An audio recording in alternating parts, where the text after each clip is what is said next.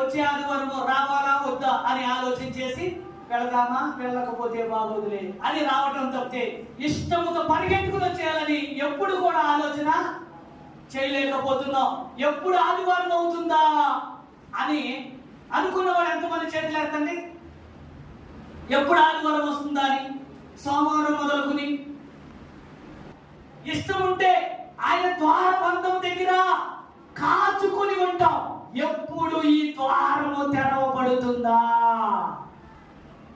ఆయన మధ్యలో ఎప్పుడు కూర్చుందామా అని అనిపించింది.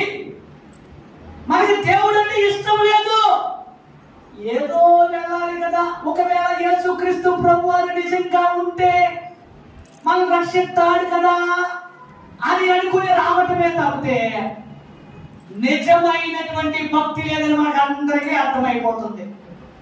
కనుక దేవుని మీద ఇష్టం ఉంచండి, ఈ రోజు నుంచైనా నమ్మకం ఉంచండి. ఎప్పుడు ఆయన సన్నిధిలో ఉండాలని అనుకోండి. నిజముగా మరణము తర్వాత పునరుద్ధానం ఉంది.